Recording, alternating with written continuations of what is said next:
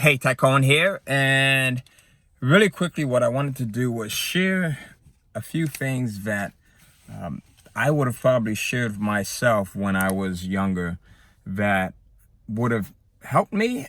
Some of these things are things that I've benefited greatly from, and some are things that I wish I would have known a little bit better to not do, or to actually put more emphasis on when I was in my 20s. So as you guys know, I have 4 children. So I've got 2 boys, 2 girls, right? All my kids are a blessing to me.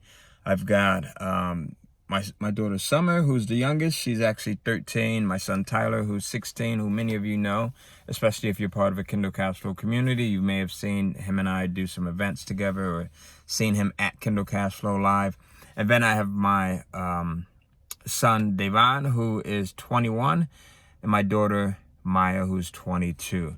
And these are a couple of things that I'm going to share with you here are things that I share with my children from time to time as well. Some of them take it. Some of them, I'm wondering if they are still receptive of it or not. But the cool thing about being a kid, right, or being someone that's in your teens or your 20s is you still have time to grow. I know that when I was, in my teens and my 20s, I made so many mistakes, so many.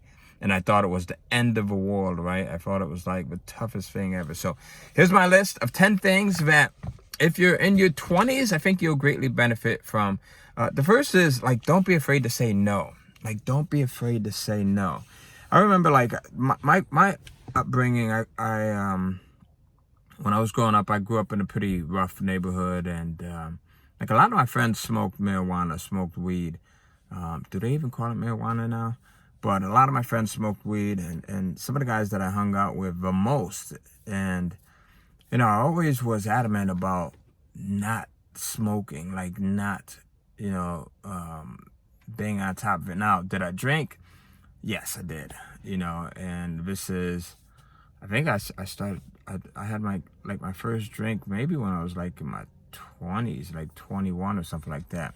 And I kind of wish I would not have, because I was always the guy who was steadfast on not smoking marijuana, not drinking again, up until I got 21 or 22. And it wasn't anything to it. There wasn't nothing to it, actually. It didn't feel any different. So I wish, I was really good at saying no. Again, no to smoking, no to drinking, even when all of my friends were doing it as I was a teenager. So that's one of the things that I would double down on, because it always felt good to be the guy, the one who would always say no to things that just didn't feel right? Whether it was going to that party that I knew maybe there could be a shootout at, or there could be something crazy that happened, we didn't have to worry about just stupid stuff like fights. I mean, it was do you walk away with your life after leaving a house party or something like that? So being able to say no sometimes, and just being okay with that, right? Being okay with that. And also being able to influence a lot of my friends sometimes when I said no, other than with the weed, because these guys are heavy on the weed. But influence my friends sometimes when I said no to certain things and not bowing down to peer pressure. That felt really good. And to this day, it still feels good knowing that I was able to do that. I actually had one of my buddies who reached out to me. This is a guy who has had a lot of trouble in his life. He's had a lot of trouble, with the law. And he reached out to me about a year ago. He's in his 40s now, and he was like, "Man, Ty, you were the only one. I remember you wouldn't do this, you wouldn't do that at times." And he was like, "I always admired you, admired that about you." Now, this was one of the toughest guys that you would ever know back then. He was someone that everyone was afraid of.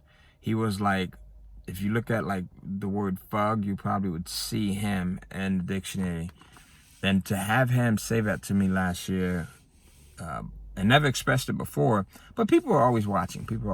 So being able to say no and realizing that people really admire your strength in doing that. Even those that seem like they don't, because he was also the guy that would give you a hard time. Like, he was the one who gave me the hardest time whenever I said no about something, and especially like weed, because he was the dude that smoked first thing in the morning.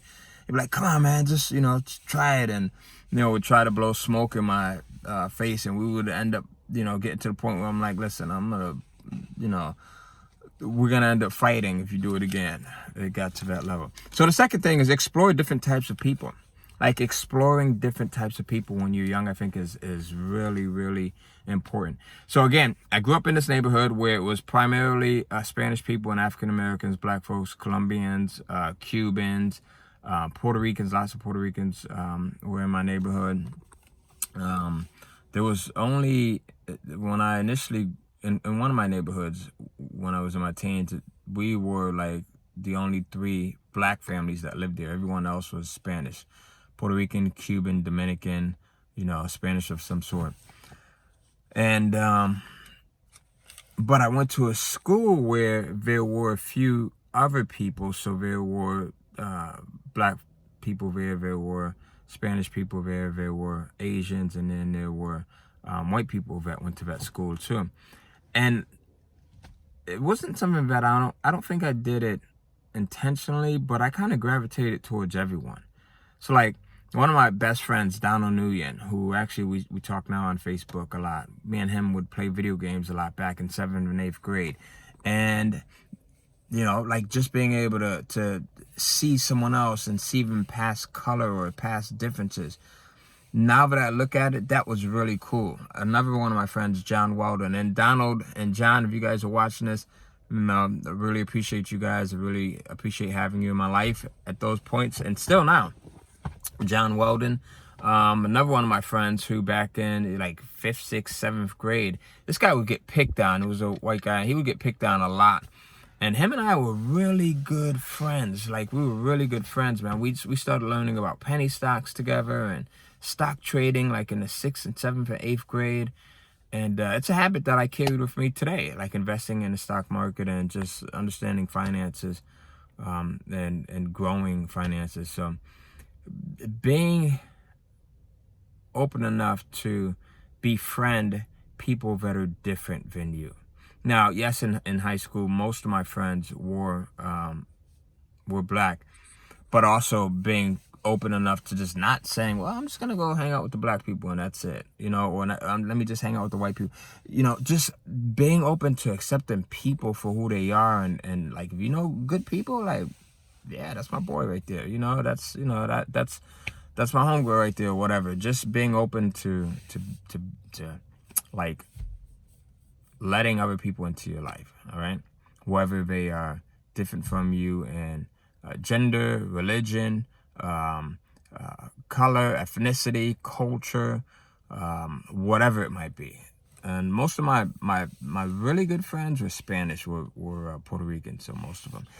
Now, the third thing is question everything. So as a teenager, as someone that's in your 20s, I would learn to question everything, because so many times we come into life and we just adapt the things that we learned from our parents, from our peers, from our relatives that were a little bit older, right? Our elders. And we never question, like, why is it that I think this way about religion? Or why is it that, I have this type of habit as it relates to money? Or why do I even go to work? Or why do I not go to work? Or, why do I feel like I have to buy these types of jeans? Or I have to, have this type of car? So question everything. Why do I not eat this type of meat, but I eat this type of meat? Why don't I like fruit? Everything question. Why do I want to go to this school? Why do I go to this school? Question everything, right? Especially question what it is that you think you know about yourself. Because oftentimes, what we think that we know about ourselves was actually passed down. Like, I always say that I was never really good into sports, but now I think about that. Having sickle cell anemia, my mother was really protective of me and guarded me against playing sports because she didn't want her kid to get sick, right? So I never really took much of an interest into sports. But by the same token, whenever I would go and get sick and I would be in the hospital for weeks and weeks at a time, guess what my mom did? To help me cope with the pain and the boredom of being in the hospital, she would bring me like stacks of books and comic books. So I've always been this avid reader, like someone who just goes through thousands and thousands of books. Or I've gone through just a ton of books, and that's something I developed because of, the things that I got from my mom. Not liking sports, or being protective and not being engaged in sports because, not being allowed to play much. And then also being someone who loves reading and loves information because always having access or being presented with books. So the fourth thing I would say is, stay at home long. So stay at home as long as you possibly can. I know this one might sound a little bit different, and it might sound cool to some of you too. So stay at home as long as you possibly can. I actually left home maybe about 3 times. The first time I left home was, I think, when I was about 18, right? About 18 years old, and 18, 19, I went to, me and my friend Malcolm, we went and we had got an apartment together. And it was a great time, and it was a not so great time. It was a great time because we partied a lot. We had a lot of women around, and we just had this freedom and what we thought was freedom at that time. But it was a not so good time because, we also was very careless. The house ended up getting, catching on fire, and that was a whole nightmare. And I got a chance to see who my friends really were at that time, right? So I had some issues with that because the lease was in my name, and then when we had all the issues, everyone disappeared. So and then I moved out again. When I got a little bit older, I moved out with a girlfriend of mine, and that didn't work out. And then I came back home, so I was in and out. But now, and things really changed for me when I moved back home, and I think I was about 20, I don't know, maybe about 22 or 21. I started working on my business, right? And I had the freedom of working on it, and I had uninterrupted time because I didn't have to worry about, the peer pressure and all the pressure that comes along with going out and having friends call you up and going out and saying, hey, can I come by, right? So being at my mom's house, my mom and dad were separated. I was able to just like be myself and just work on work at Walgreens Pharmacy, work at my job, and then come home and work on my business, like work on who I want it to be. So that was really cool. So staying at home as long as you possibly can. Now, of course, there's some rules and regulations that go with that. I don't know what your parents or what your rules and regulations are. My mom was like, hey, you can't come in the house, 2-3 o'clock in the morning. Now, did I always follow that? Not always. My mom's other rules were she didn't want a lot of people in her house, right? So that I kind of followed. I never really brought people home. But in the environment that I grew up in, it was dangerous to let people know where you live, right? So it just wasn't conducive to that. Let's see what else. The next thing, number 5, is live in peace and joy. Like, I would say to live in peace and joy. Like, there is such, like, always, not always, but for a good portion of my life, well, let me go back. There was years where I was just a troublemaker and having like really just being like a troublemaker, not really good for society, right? That's the best way to put it. But the majority of my life, 99% of my life, I have lived in peace and in joy.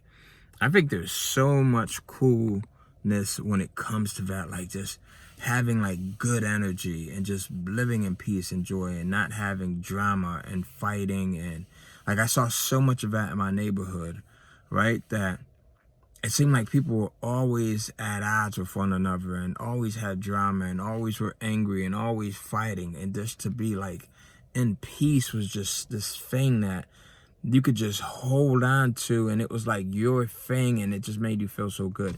And to this day, I choose peace and joy over drama. So I would say definitely understand peace. I wish someone would have told me that, especially like the years when I was hell on wheels. The number 6 is, get a job early, not necessarily even to get it. So if getting a job is your thing, I would say get a job. If entrepreneurship is your thing, I would say look into becoming an entrepreneur. Different strokes for different folks, right? So there's no right or wrong between the two of those. But what I would say is start early. Like, I got my first job working at Walgreens Pharmacy when I was 14 years old. In Connecticut, we had summer programs where at 14 you can work in the summer while we were on school break. And then what happened is when I was of age, they hired me to work part-time as well. So I started early. But before that, like, I had paper routes. I would put together like papers and sell those. And I was like probably 12, 13. I sold, what else did I have? I shoveled snow and things like that. Lots of snow in Connecticut. So just starting early, like just starting to like have this work ethic and understand, like, if I put this effort in to generate income, here's what I get. And it's proportionate to the amount of value that I provide.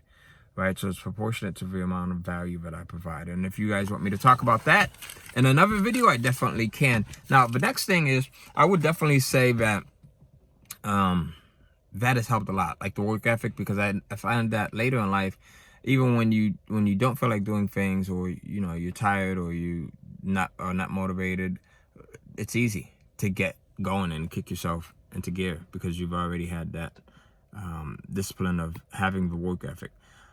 The other, number 7 would be understand that we, meaning adults, your parents, we give advice because we have messed up already. We made the mistakes. So we're giving you advice, and even if you're not our children, right, we'll give you advice. Like, I got Marty and Josh who are younger than me, and I'm always giving those guys advice because I want to see them, like, especially if they're hungry for it, like, they'll ask me questions all the time, like almost daily they'll ask me questions. And I love that because I see that they want to go in the right direction and they don't want to make the mistakes, right? So I'm giving them my all when I'm answering about anything, about life, about relationships, about children, about finances, about religion, about spirit, about just being in oneness with yourself. I'm giving them my all. So know that any parent or adult or person that's older than you that is giving you advice, they are doing it because in most cases they wanna see you shine. They want to see you grow. They don't want to see you, make the mistakes that they've made. Like, my mom used to always tell me, like, credit, don't get credit cards, and if you do, don't max them out. And she would tell me this like when I was in my teens, early 20s, and then as soon as I started to get credit cards, what did I do? I didn't listen. Maxed them out. But then it was something that I learned early. So I'm in my early 20s, and I screwed that up. I was able to get that out of my system, and now my credit's amazingly impeccable, and has been ever since I've been in like my late 20s.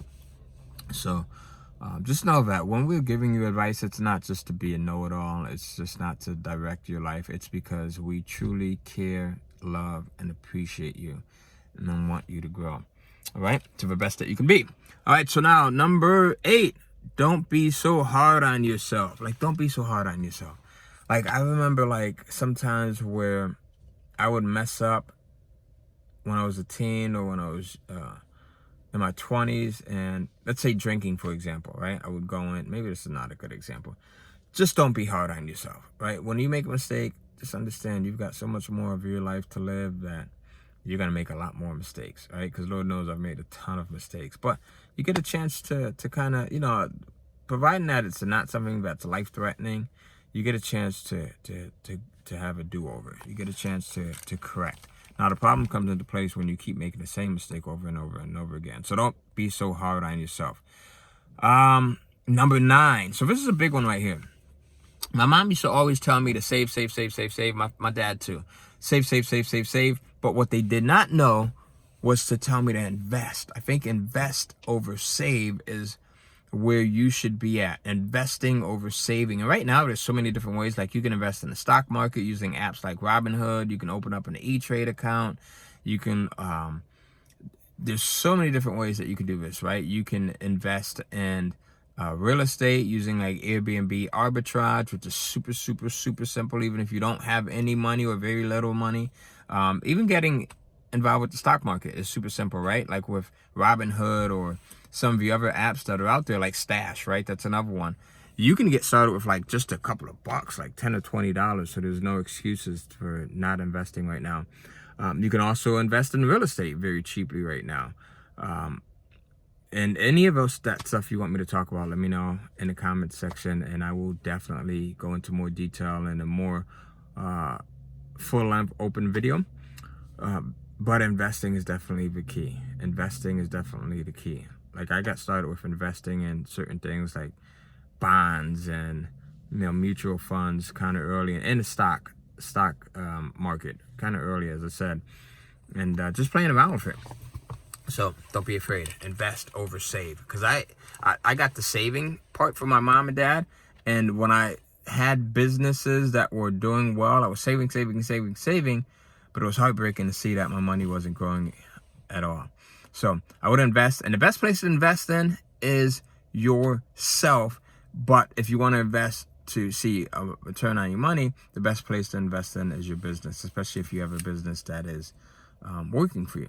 All right. So number 10 is have fun. Like, have fun. Don't be afraid to have fun, and have fun with the right people.